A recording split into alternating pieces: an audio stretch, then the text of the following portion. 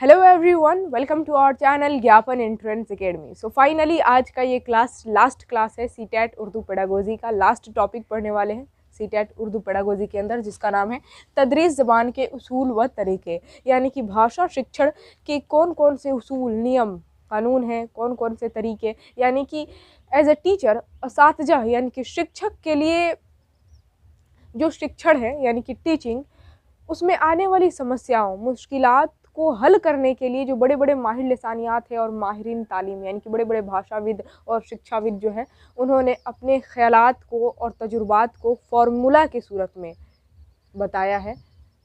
और उस फार्मूला का यूज़ करके अगर असातिज़ा, टीचर बच्चों को पढ़ाते हैं तो टीचिंग जो है ना, तदरीस आसान हो जाएंगी। उसमें आने वाली समस्याएं जो है, मुश्किलात, वो हल हो सकती हैं। ठीक है, तो उन्हीं फार्मूला को जो बड़े बड़े माहिर लिसानियात और माहिरीन तालीम यानी कि बड़े बड़े जो शिक्षाविद है और भाषाविद है, उन्होंने जो अपने तजुर्बात और ख़यालात को पेश किया है, उसी को हम क्या कहते हैं, तदरीस ज़बान के उसूल या फिर तदरीस ज़बान का फार्मूला। यानी कि उन्होंने एक फार्मूले के सूरत में अपने तजुर्बात को बयान किया है, जिसका यूज़ करके हम जो है ना टीचिंग को आसान बना सकते हैं। ठीक है, तो फार्मूला क्या है और तदरीस ज़बान यानी कि भाषा शिक्षण की कौन कौन सी विधियाँ हैं। टोटल यहाँ पर 8 विधियाँ लिखी गई हैं, यानी कि 8 तरीके। इसको हम लोग जानेंगे एकदम डीपली। आज का ये लास्ट क्लास है और कहा भी गया है कि all is well that ends well, अंत भला तो सब भला, तो अंत अच्छा से करना है, सब कुछ भला होगा। ठीक है, तो आज के इस क्लास को स्टार्ट करते हैं। कुछ दिनों से वीडियो अपलोड नहीं हो पा रहा था हमारा, और इनफैक्ट आप सभी लोगों ने पूछा भी था कि वीडियो क्यों नहीं आ रहा है। तो मैं बता दूं कि तबीयत थोड़ी सी हमारी ख़राब हो गई थी, और इनफैक्ट अभी भी हल्का हल्का गले में खराश है, ज़्यादा बोलने का भी मन नहीं कर रहा है। लेकिन इसका मतलब ये नहीं कि आज के इस क्लास में वो एनर्जी नहीं होगी। ऑफकोर्स फुल्ली एनर्जी के साथ आज के इस क्लास को हम लोग ख़त्म करेंगे। उर्दू पेडागोजी का खात्मा होगा। पहले से तो बहुत ही अच्छा मैं फील कर रही हूँ। I am feeling better now, और इसी वजह से तो वीडियो शूट हो रहा है ना। कहा भी गया है कि मंजिल की राह में रुकावटें तो आएंगी, एक नहीं हज़ारों रंग बदल बदल के आएंगी।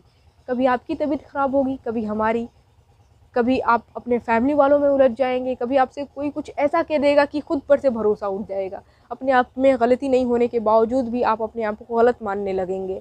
कभी खुद पर से भरोसा उठेगा, कभी किसी अपनों पर से भरोसा उठेगा। तो मंजिल की राह में रुकावटें तो आएंगी, एक नहीं हज़ारों रंग बदल बदल के आएंगी। अगर हो खुद पर एतबार और मेहनत किया लगातार, तो ऐसा मुमकिन ही नहीं कि मंजिलें मिल नहीं पाएंगी। ऑफकोर्स खुद पर भरोसा रखें, खुद पर एतबार रखें और मेहनत लगातार करें, मंजिल ज़रूर मिलेगी। ठीक है, तो इसी पॉजिटिव कोट के साथ चलिए आज के इस वीडियो को स्टार्ट करते हैं। और स्टार्टिंग में ही आप लोग फटाफट लाइक कर दे वीडियो को। चैनल पर नए नया है तो चैनल को कर लीजिएगा सब्सक्राइब, ताकि हर रोज आने वाली वीडियो का नोटिफिकेशन आप तक सबसे पहले पहुंचे। एंड वीडियो को शेयर ज़रूर करें। So now without any further delay, let's go to start. तदरीस ज़बान के उसूल व तरीके, इसका मतलब तो मैं बता ही दी। तदरीस ज़बान यानी कि भाषा शिक्षण के उसूल को पढ़ना है, यानी कि जो माहिर लिसानियात और माहिरीन तालीम है, बड़े बड़े शिक्षाविद और भाषाविद, उन्होंने अपने तजुर्बात और ख़यालात को फार्मूला की सूरत में पेश किया है, जिसका यूज़ करके हम भाषा शिक्षण को आसान बना सकते हैं।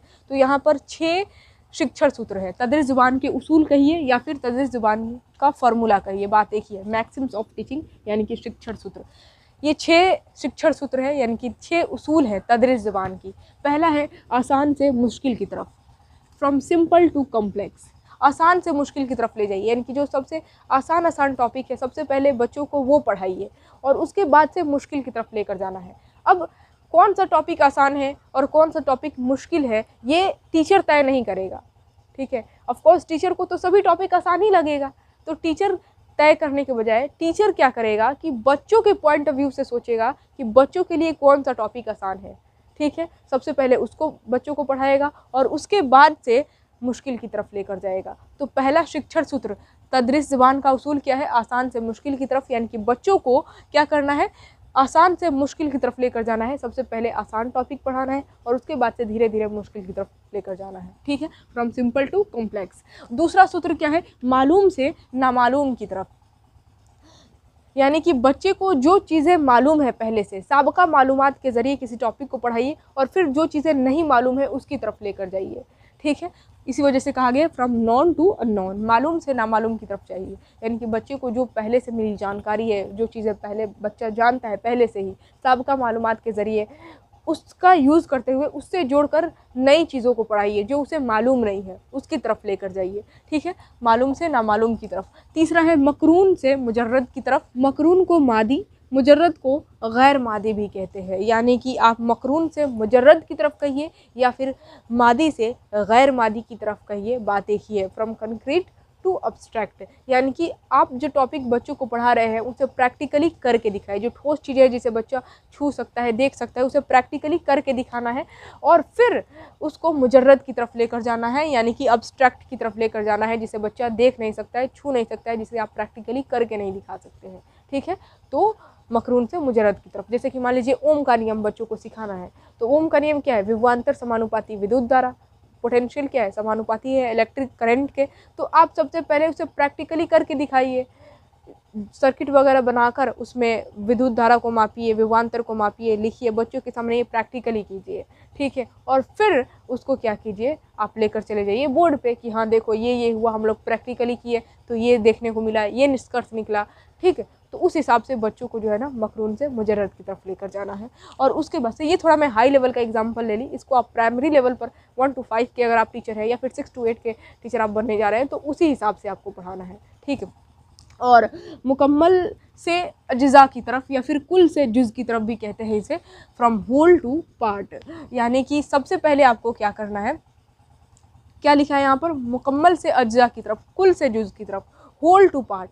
यानी कि यहाँ पर मुकम्मल और अज्जा आखिर ये है क्या, कुल और जुज़ आखिर है क्या। कुल का मतलब जैसे कि मान लीजिए मार्कर है तो ये हो गया कुल, और इसका एक मिनट, इसका ये ढक्कन अलग कर दिया गया, इसको पूरा खोल कर इसका ये वाइट वाला भी पार्ट में निकाल दी, ये ब्लैक वाला भी पार्ट निकाल दी, इसमें का जो रिफ़िल है उसको भी निकाल दी। तो ये ढक्कन, इसके अंदर का रिफ़िल, ये वाइट वाला पार्ट, ये ब्लैक वाला पार्ट, ये हो गया जुज़, इस कलम का जुज़। लेकिन सबको एक साथ जोड़ दिया गया, ये कंप्लीट, इसका इसमें ढक्कन लग गया, इसका वाइट पार्ट लगा है, ब्लैक पार्ट लगा है, इसके अंदर रिफ़िल भी है, तो ये हो गया कुल।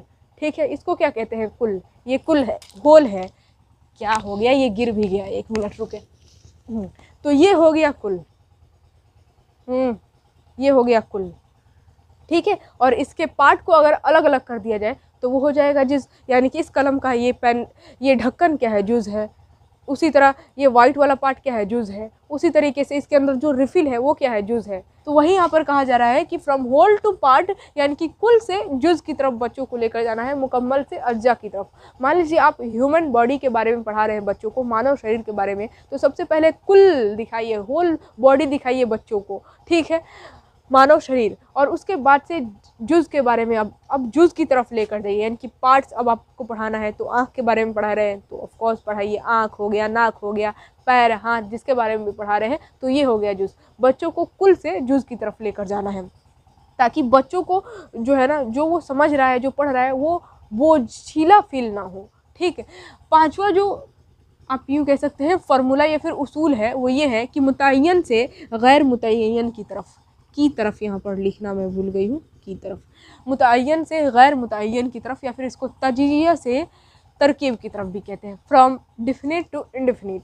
यानी कि मुतय्यन का मतलब क्या होता है, तजिया, इसका मतलब होता है कोई एक टॉपिक है और उसके जितने भी जुज़ है उसको जोड़कर आप पढ़ा रहे हैं, यानी कि उसके जितने भी पार्ट है उसको एक जोड़कर मुकम्मल बना दिए। ठीक है, और गैर मुतय्यन का मतलब होता है कोई एक टॉपिक है और उसको पूरा खोल दिए, उसके जितने भी जुज़ हैं, जितने भी पार्ट हैं उसको अलग कर दिए। ठीक है, उसको कहते हैं गैर मुतय्यन। तो आपको मुतय्यन से गैर मुतय्यन की तरफ लेकर जाना है, वही वाला बात मुकम्मल से जुज़ की तरफ ही आप इसको समझ सकते हैं। यानी कि कोई एक टॉपिक है, एक बार आप उसको जोड़ कर पढ़ा रहे हैं, ठीक है, यानी कि सभी पार्ट को एक साथ मुकम्मल पढ़ा रहे हैं, टॉपिक को मुकम्मल पढ़ा रहे हैं, और फिर उसको किधर लेकर जाना है, टॉपिक के अलग अलग पॉइंट की तरफ। यानी कि उस टॉपिक में जितने भी पॉइंट दिए गए हैं अब उसको डीपली समझाना है। यानी कि अब आप क्या कर रहे हैं, उसको, उसके अलग अलग जुज़ को, अलग अलग पार्ट को डीपली समझा रहे हैं। ठीक है, तो इसी को क्या कहते हैं, मुतय्यन से गैर मुतय्यन की तरफ। छठा उसूल है ख़ास से आम की तरफ, यानी कि फ्रॉम प्रॉपर टू कॉमन। ख़ास से आम की तरफ आप लेकर जाएं बच्चों को, जो ख़ास स्पेशल चीज़ें हैं उसका एग्जाम्पल देकर आम चीज़ों की तरफ लेकर जाना है, जो सब पर लागू होता है। तो इस उसूल को क्या कहते हैं, ख़ास से आम की तरफ। नज़दीक से दूर की तरफ, यानी कि फ्रॉम नियर टू फार। बच्चा जो जानता है, जो चीज़ें जो है पहले से मालूम है बच्चों को और लगता है आपको कि ये चीज़ें बच्चे बहुत जल्द समझ जाएंगे, तो वो चीज़ सबसे पहले पढ़ाइए। नज़दीक वाली चीज़ों को पहले पढ़ाइए और तब उसको दूर की तरफ लेकर जाइए, जो बच्चों से परे है उसकी तरफ लेकर जाइए, जिसे बच्चा जानता नहीं है उस टॉपिक की तरफ लेकर जाइए। अब मान लीजिए जैसे कि आप बच्चों को पढ़ा रहे हैं तो बच्चों से पूछिए, बच्चों बताओ अभी हम लोग क्या कर रहे हैं, तो बच्चे बताएंगे कि हम लोग पढ़ रहे हैं अभी सर या फिर मैम। तो फिर बताओ कल हम लोग क्या किए थे, कौन सा टॉपिक पढ़े थे, तो बच्चा बताएगा कि हाँ हम लोग ये पढ़े थे। फिर हम लोग कल क्या करेंगे आने वाले कल में, तो पढ़ेंगे।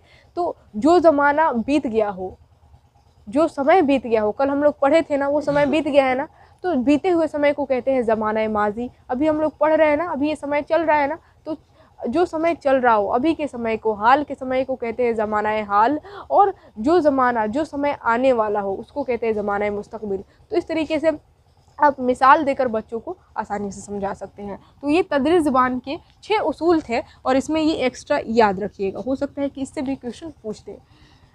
आगे बढ़ते हैं, अब समझते हैं तदरीस ज़बान के तरीके यानी कि शिक्षण विधियाँ, मेथड्स ऑफ टीचिंग। टीचिंग यानी कि बच्चों को पढ़ाने की कौन कौन से तरीके हैं, विधियाँ कौन कौन सी है।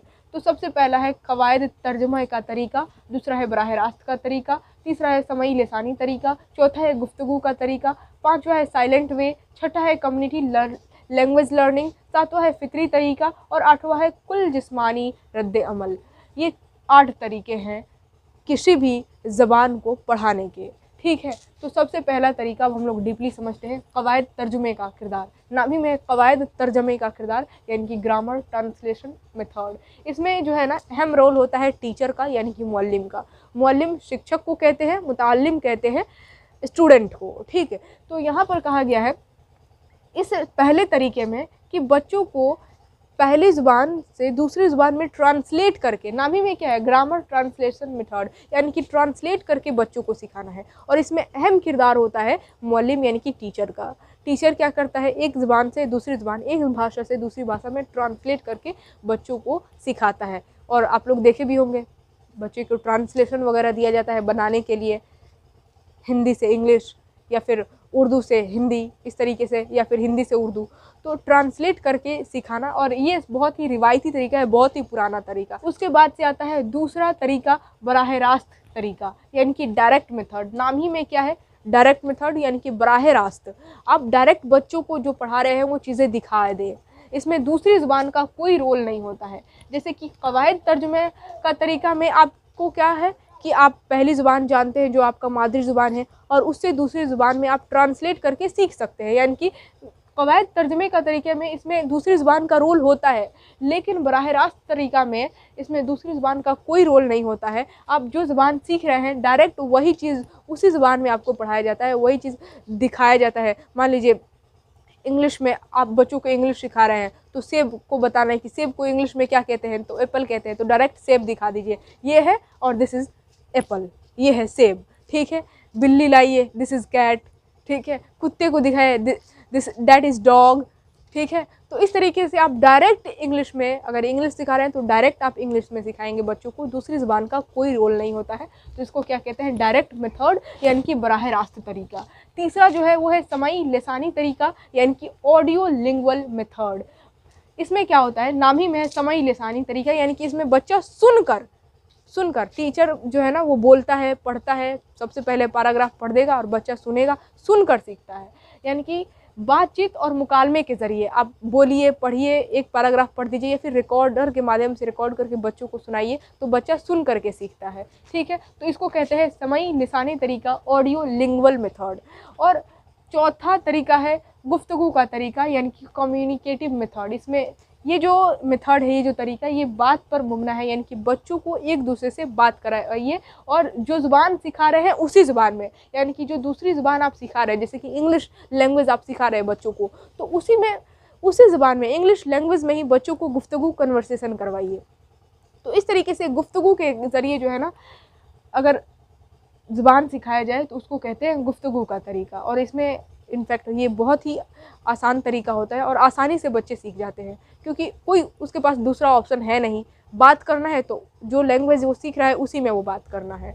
ठीक है, तो ऑफकोर्स ये जल्दी सीखेगा, उस पर वो प्रेशर बनता है, वो अपने फीलिंग्स, अपने जज्बात को कैसे शेयर करे। अगर करना भी है तो जो वो लैंग्वेज सीख रहा है उसी में करना है।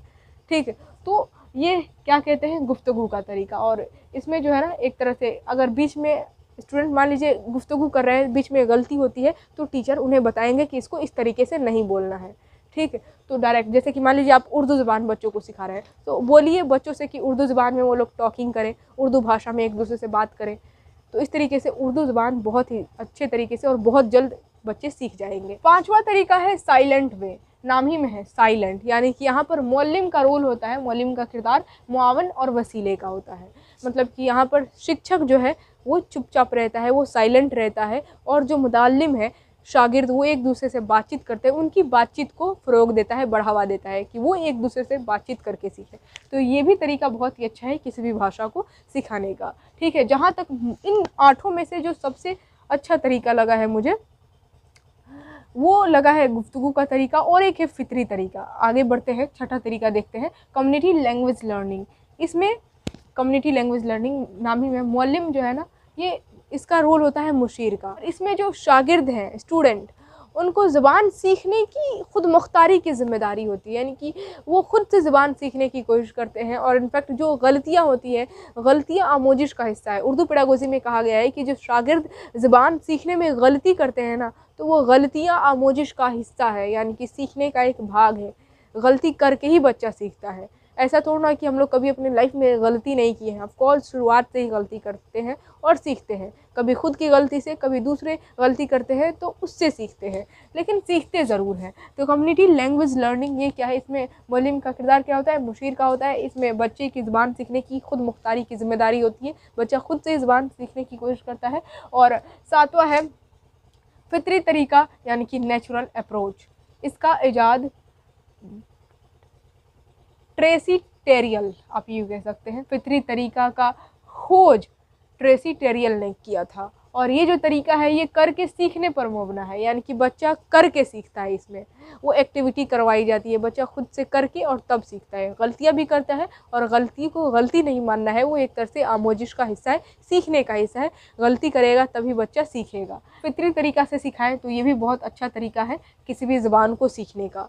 आप एक काम करो, मान लेते हैं आपको कोई एक ज़बान नहीं आती है, तमिल ज़बान, तमिल भाषा आपको बोलने नहीं आती है, तो आप एक ऐसे जगह चले जाओ जहाँ पर तमिल ज़बान के अलावा कोई दूसरी ज़बान बोली ही नहीं जाती हो। ना हिंदी बोली जाती है, ना अंग्रेज़ी यानी कि इंग्लिश बोली जाती है। उस जगह पर चले जाओ, तमिलनाडु चले जाओ, और वहाँ पर 6 महीना या फिर 1 साल रह कर आ जाओ। देखना आपको तमिल ज़बान बोलना एकदम फराटेदार आ जाएगा। क्यों? क्योंकि आपके पास कोई दूसरा ऑप्शन ही नहीं था। आप वहाँ पर चले गए हो और वहाँ पर सभी लोग तमिल ही बोल रहे हैं, और आप बेवकूफ़ की तरह, मूर्ख की तरह चुपचाप लोगों की बात सुन रहे हो, क्योंकि आप अपने फीलिंग्स, अपने जज्बात, ख़यालात का कैसे इजहार करोगे? हिंदी में लोग आपकी बात नहीं समझेंगे, इंग्लिश में भी नहीं समझेंगे तो तमिल ज़बान में ही समझेंगे। तो अब आप उस वक्त क्या करेंगे? मूर्ख की तरह चुपचाप खड़े होकर लोगों की बातें सुनेंगे, लोगों की ज़बान सुनेंगे कि किस तरीके से लोग बोल रहे हैं। प्यास लगी है, पानी मांगना है, तो लोग किस तरह से बोल रहे हैं, कैसे हम कहें। हिंदी में कहेंगे तो लोगों को समझ में नहीं आएगा, इंग्लिश में कहेंगे तो भी नहीं समझ में आएगा, इशारा करके कहेंगे तो कुछ चीज़ें समझ में आ जाएंगी, लेकिन सभी चीज़ें इशारे से समझ में नहीं आती हैं, ठीक है। तो वहाँ पर आपके पास कोई दूसरा ऑप्शन नहीं है, आपको तमिल भाषा सीखनी है। उसी को क्या कहते हैं? अर्जन। आपके पास कोई दूसरा ऑप्शन नहीं है। आप ऐसे कम्युनिटी में चले गए, एक ऐसा जगह चले गए जहाँ पर वही सिर्फ ज़ुबान बोली जाती है, तमिल भाषा ही बोली जाती है। तो आप 6 महीने में, 7 महीने में आसानी से उस ज़ुबान को सीख जाएंगे, ठीक है। 1 साल में तो आप पूरा फर्राटेदार सीख जाएंगे। तो ये क्या है? आप एक तरह से बोलेंगे, गलती करेंगे खुद से, फिर आपको एहसास होगा नहीं ये तो मैं गलत बोल दिया। गलत बोलेंगे, सही बोलेंगे, गलत सही बोलते बोलते आप सही बोलना सीख जाएंगे। तो ये क्या है? इसी तरीके से अगर आप इंग्लिश सीखना चाहते हैं तो वैसा कहा जाता है, इसी वजह से कहा जाता है कि वैसा माहौल मिलना चाहिए, इंग्लिश का माहौल मिलना चाहिए जहाँ पर लोग इंग्लिश बोलते हो। अगर वहाँ पर आप जाकर रहेंगे तो ऑफकोर्स आप मात्र 1 महीना 2 महीना के अंदर इंग्लिश बोलना सीख जाएंगे, क्योंकि वहाँ पर कोई दूसरा ऑप्शन नहीं होगा, आपको इंग्लिश में ही बातें करनी होंगी और इंग्लिश आप आसानी से सीख सकते हैं। उसी तरीके से उर्दू ज़ुबान है, आप एक ऐसी जगह चले जाए जहाँ पर सिर्फ उर्दू ज़ुबान बोली जाती है, हिंदी का कोई नामो निशान नहीं है, इंग्लिश का नामो निशान भी नहीं है, मान लेते हैं सिर्फ उर्दू ज़ुबान बोली जाती है, तो आपको उर्दू ज़ुबान एकदम बेहतरीन तरीके से बोलना आ जाएगा। तो ये क्या है? आप क्या कर रहे हैं? भाषा को अर्जित कर रहे हैं। अब गलत सही किस तरीके से, किसी भी तरीके से आप बोलकर सीखेंगे ज़रूर, लेकिन सीखेंगे। तो फितरी तरीका, ये नेचुरल अप्रोच भी बहुत ही अच्छा तरीका है किसी भी ज़ुबान के तदरीस का। और 8वां जो लास्ट तरीका है वो है कुल जिस्मानी रद्द-ए-अमल, यानी कि टोटल फिजिकल रिस्पॉन्स। यहाँ पर ज़बान सिखाने के साथ साथ बॉडी लैंग्वेज का भी इस्तेमाल किया जाता है। नाम ही में टोटल फिजिकल रिस्पॉन्स, यानी कि जो भाषा सिखा रहे हैं टॉपिक को समझाओ लेकिन साथ में बॉडी लैंग्वेज भी होना चाहिए, ठीक है। और इनफैक्ट हम भी पढ़ाते हैं तो बोलने के साथ साथ वो बॉडी लैंग्वेज भी होता है। मान लेते हैं, मैंने बोला कि मान लेते हैं आपको कोई दूसरी ज़ुबान तमिल भाषा नहीं आती है, तो आप एक ऐसी जगह चले जाओ जहाँ पर आप देख रहे हैं ये बॉडी लैंग्वेज, जहाँ पर तमिल भाषा के अलावा कोई दूसरी ज़ुबान नहीं बोली जाती है। तो ये हाथ का जो एक्टिविटी है ये सब बॉडी लैंग्वेज साथ में होना चाहिए। तो इसको क्या कहते हैं, कुल जिस्मानी रद्द-ए-अमल आप सिखा रहे हैं बॉडी लैंग्वेज के साथ। इसका इजाद किया था जेम्स एशर ने, ठीक है। इसकी खोज, इस तरीके की खोज जेम्स एशर ने किया था। तो ये टोटल 8 तरीके हो गए तदरीस ज़बान के, यानी कि भाषा शिक्षण के। और फाइनली यहाँ पर सीटैट उर्दू पेडागोजी का द एंड होता है। हम लोग सीटैट उर्दू पेडागोजी के सिलेबस का पूरा खात्मा कर चुके हैं। अगर आप लोग यहाँ तक स्क्रीनशॉट लेना चाहते हैं तो कोई दिक्कत नहीं है, लेकिन उससे पहले लाइक तो बनता है। अभी तक आपने लाइक नहीं किया है तो लाइक करें, कमेंट बॉक्स में लिखकर बताएं कि कैसा फील हो रहा है अभी आप लोग सीटैट उर्दू पेडागोजी। समय से पहले हम लोग ख़त्म कर लिए हैं सिलेबस, तो ऑफकोर्स आप कैसा फील कर रहे हैं कमेंट बॉक्स में लिख कर बताएं। और MCQs और प्रीवियस ईयर क्वेश्चन करने के लिए आप लोग भी रेडी हैं कि नहीं, ये भी कमेंट बॉक्स में लिख कर बता दें। और वीडियो को शेयर ज़रूर करें आज के इस वीडियो को, ठीक है। और चैनल पर नए आए हैं तो चैनल को सब्सक्राइब ज़रूर कर लीजिएगा। अब ले लीजिए फटाफट screenshot. So finally CTET Urdu pedagogy का ये लास्ट थ्योरी क्लास था। बहुत सुकून भी मिल रहा है क्योंकि समय पर सिलेबस ख़त्म हुआ है। सीटैट उर्दू पेडागोजी का पूरा खात्मा हो गया है, दी एंड हो चुका है। अब रही बात प्रीवियस ईयर क्वेश्चन और MCQs की, तो जुड़े रहें आप लोग ज्ञापन एंट्रेंस एकेडमी के इस प्लेटफॉर्म से। कम्युनिटी पोस्ट देखते रहें क्योंकि कम्युनिटी में ही पोस्ट करके आपको बताया जाएगा कि कब से MCQs और प्रीवियस ईयर क्वेश्चन स्टार्ट हो रहे हैं, ठीक है। तो कम्युनिटी पोस्ट देखते रहिएगा। बाकी उर्दू को लेकर आप लोगों को बिल्कुल भी टेंशन नहीं लेना है। ये जितनी भी थ्योरी क्लासेस हुई हैं, अगर आपने ये सारे थ्योरी क्लासेस को नहीं किया है, अब डायरेक्ट इस वीडियो को, लास्ट वीडियो को देख रहे हैं, तो मैं कहूँगी कि जितने भी इसके पहले थ्योरी क्लासेस हुए हैं सारे के सारे क्लासेस को देख ले, क्योंकि ये सारा थ्योरी क्लासेस आप लोग देखे रहेंगे, थ्योरी समझे रहेंगे, तभी आप क्वेश्चन का आंसर दे पाएंगे, ठीक है। तो आप लोग भी रेडी हो जाइए, तैयार है कि नहीं कमेंट बॉक्स में लेकर बता दीजिएगा। चलिए आज के इस वीडियो को हम लोग यहीं पर एंड करते हैं, फिर मिलेंगे हम लोग इसके नेक्स्ट वीडियो में नेक्स्ट टॉपिक के साथ। तब तक के लिए जय हिंद और खुदा हाफिज़।